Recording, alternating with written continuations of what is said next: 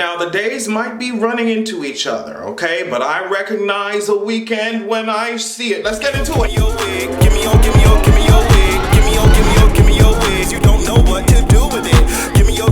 As usual, ladies and gentle gays, make sure that you're going to patreon.com/AdrianExpression, checking it out, signing up. The girls are voting on a Patreon topic video that I'll be releasing on Monday. And of course, there'll be a podcast episode ready for you guys over there on Tuesday. Check it out. Let's talk. Now, the first thing I want to talk about, we'll just pick a few topics for a fun weekend video, and that's it. Now, the first one, how to get away with murder. Sis, they got my good sauce. They got my good sis, Annalise. Now, let me tell you something. Annalise don't deserve this. She did not kill it. She didn't murder anybody. She cleaned up everybody's messes, and now it's just everybody is unraveling. I guess we're still trying to figure out who sent Asher to the afterlife. Frank is walking around here looking like somebody's reverse Sherlock Holmes, you see what I'm saying? Instead of trying to find the crimes, he's trying to hide them. I don't trust anybody. This whole thing with Michaela and Connor, when they were sitting with the FBI talking about, oh, well, girl, I'll only accept this deal if you give Michaela equal protection. And it's just like, all right, sis, this is why I love the show, but at the same time, it does give me, like I said on Twitter, if there was such thing as fantasy law, like a fantasy law genre, How to Get Away with Murder definitely would be that. Because ain't no FBI agent, if they think they have all this evidence against you, they are not life sentenced to 5 years, and then on top of that you making demands. Sis, that's not gonna happen, especially Michaela Black ass. But we love her for the drama of the show, whatever. I'm not gonna drag it too hard. Oliver is over here just, he can't keep it together. He can't keep it together. It's like, girl, Oliver, if you don't go hack something, if you don't go hack, everybody over here about to face charges. If you don't go hack something, make yourself useful, nigga. Bonnie, as usual, is walking around looking like me when my serotonin is drained. Can't wait to see what else they have in store for us. Speaking of something being in store, I have some knowledge in store for you all. You remember Justin Timberlake's song, Cry Me a River, and at the end of it, cry me, cry me. Cry me, cry me. Yes, it's literally everybody's favorite part of the song. At least I know it definitely was for me. Tell me why I'm just finding out now that Marsha Ambrosius was the one behind that. Apparently on the credits as well is Ty Tribbett and all these people. It's just like, wow. Before I even talk about that, I think that Justin Timberlake definitely would have had a different looking career if the peak of it was happening in the 2020s. The girls would have been on his ass. It's crazy because he's real lucky that his career happened in the time frame, in the time span that it did. He got a lot of passes. I don't know. And what really is annoying is that Marsha tweeted this, I think in 2016. She said, yeah, it's cool, I won my Grammy from this song, but I was in the nosebleeds at the Grammy show. It's just like, wow. I cannot believe it took everyone this long to really figure this out. I'm sure obviously some people knew it because she was listed in the credits as well as Ty Tribbett, like I said, but I cannot believe that it took me this long to even know that this was the case. And honestly, when you think about it, when you listen to it, it doesn't surprise me at all because Marsha's an extremely talented musician, but wow, actually, we gotta look through, we gotta take a pen and paper, we gotta take a checklist, we have to go ahead and take a magnifying glass and look through all of Justin Timberlake's discography and figure out what's going on, girl. We have to do some type of cross-examination. I don't know what we gotta do, but we gotta figure something out fast. So all my movie nerds gather around, and y'all already know I'm not really too much of a horror type of girl, but I know something iconic, I know something legendary. All right, when I see it. Train to Busan is getting a sequel, girls. Apparently it's gonna come out August 2020. Very excited about that. The first movie was just everything. This is coming from IndieWire. So the name of the movie is Peninsula. Peninsula takes place in the same world as Train to Busan, but picks up a new story thread 4 years later.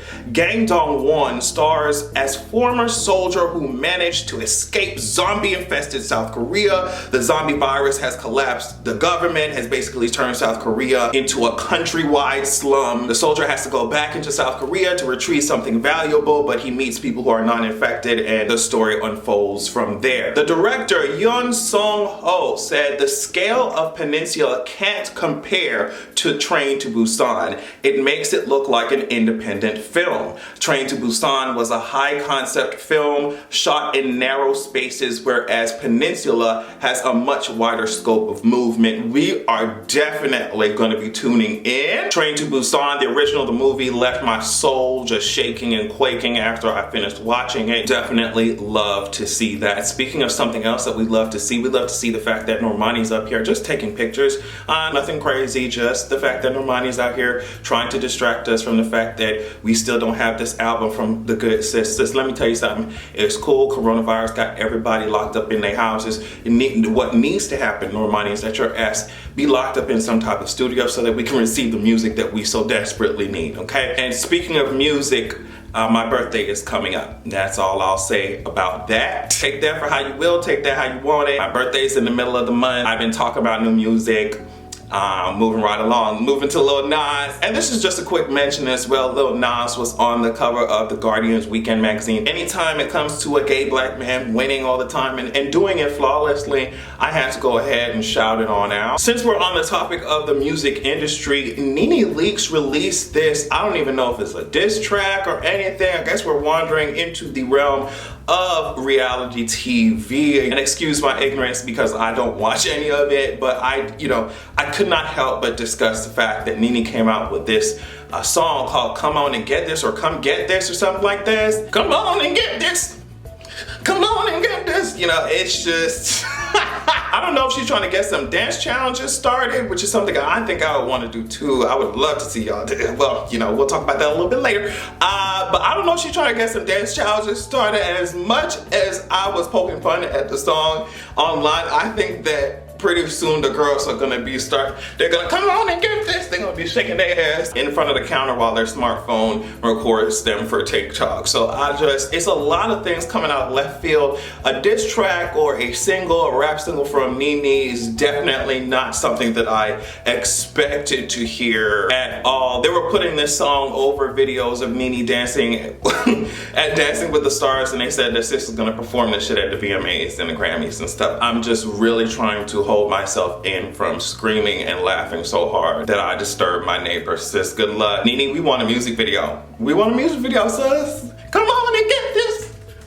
Come on and get this. Now, like I said, we are wandering into the world of reality TV. Kim Kardashian and Kourtney got into a fight, and Kourtney smacked the hell out of Kim Kardashian so badly that I thought that Kim Kardashian's face was gonna turn around like an owl. Who says who? That's what Kim Kardashian should have been asking herself when it comes to Kourtney. Who is she? Okay? She was giving Terminator Hulk type of tease. She was giving us One Punch Man type of tease. Like, with one hit, she defeated all her enemies, girl. These slaps, because I watched just a snippet of the fight. I don't know what they were fighting about. I don't know what's going on in their cyclical, predictable storylines this time, but I watched that snippet of the fight, and them slaps that Kourtney was giving Kim, it sounded like Kim had her face first covered with oil, and then Kourtney, it seemed like Kourtney was playing percussion on Kim's face. I don't know what's going on. Kourtney hit Kim so hard that part of Kim Kardashian's cosplay outfit, you know what I'm talking about, I don't know if it's bronzer, whatever it was left on the wall. Kourtney was singing this song to Kim Kardashian. You left some makeup on the wall.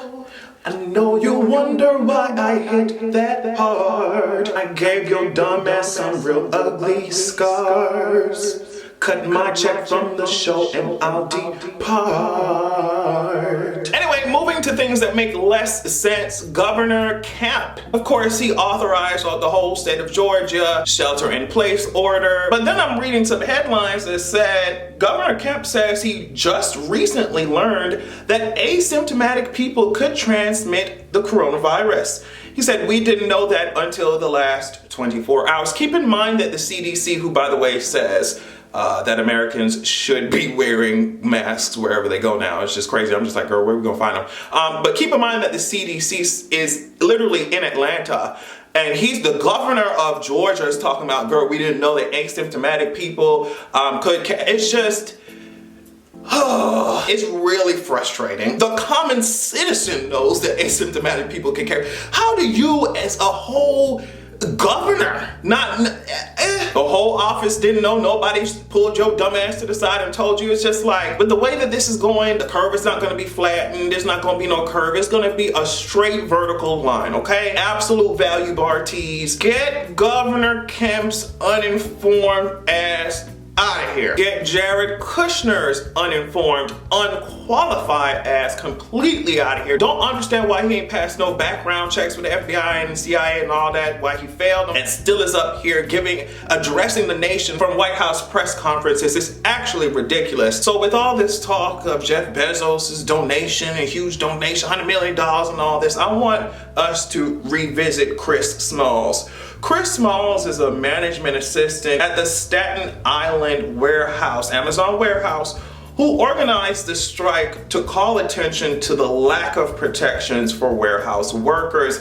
Vice said that Amazon lawyer David Zapolsky said that Smalls was not smart or articulate, and said that Amazon should focus on highlighting to the press how the organizers' conduct was immoral, unacceptable, and arguably illegal. According to NBC, Smalls said he was fired for organizing the strike, but Amazon, listen to this, Amazon said it fired Smalls because he violated social distancing rules after being told to go under quarantine for working near someone who tested positive for the virus. Now keep in mind that the organizers are saying that about 50 employees ended up walking out during the strike. I just think it's hilarious that Amazon is pretending to care about the safety of their employees, claiming that they fired Chris Smalls because he violated social distancing rules, when the whole reason that they're striking is because they're not being protected and because they're putting their lives and health at risk,